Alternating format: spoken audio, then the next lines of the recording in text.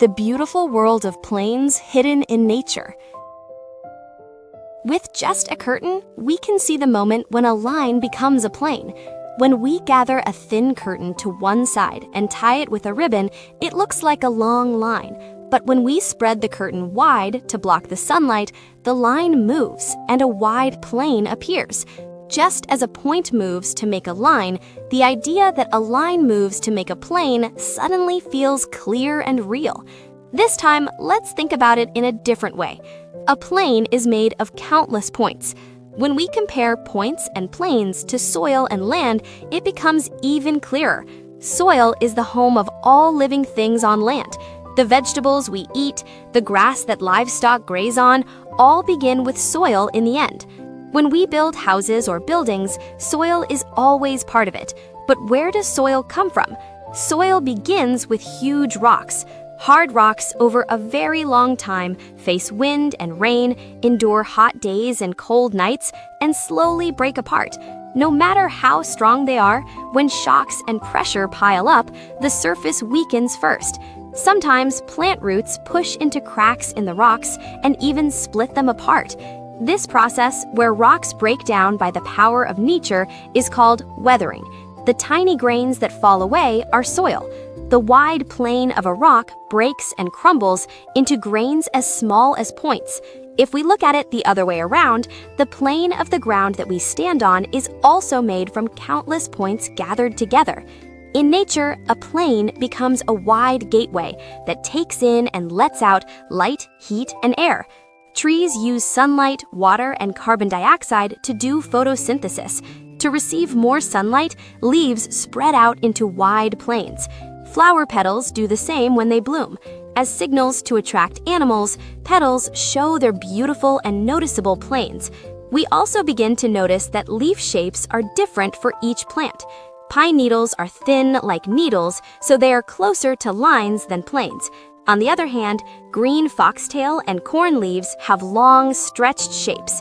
Maple leaves spread like a hand, and ginkgo leaves open like a fan. White clover has 3 round leaves gathered together. Most leaves, even if their edges are split, are close to full, solid planes. But monstera leaves are different. They look as if someone cut them with scissors and poked holes handmade.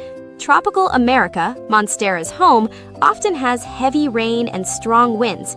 If leaves are wide and whole, they tear easily, so split and hole-filled shapes are better at holding on. Also, through those gaps, the leaves below can receive sunlight, which helps with photosynthesis. It is not that the plane is smaller, but that the plane is spread in a different way. Animal ears are also planes we find in nature. Even within the same species, the size of ears changes depending on the environment they live in. A desert fox has large ears compared to its body, while an Arctic fox has small and cute ears. Ears are not only for hearing sounds, but also pathways for releasing heat. The larger the ears, the more heat they can release. So, desert foxes have big ears. In contrast, Arctic foxes have small ears to reduce heat loss. Here too, a plane works not as decoration, but as a tool for survival. On the ground, another kind of plane appears. These are footprints left by hoofed mammals. Cows, sheep, giraffes, and pigs have 2 hooves and stamp 2 planes. In contrast, hippos have 4 hooves and stamp 4 planes. Horses have 1 hoof, and rhinoceroses have 3. Just by looking at the small planes left on the ground, we can guess what kind of body the animal has. There are planes in the sky, too. They are the wings of birds. Depending on flight style and ecology, birds have different wing shapes.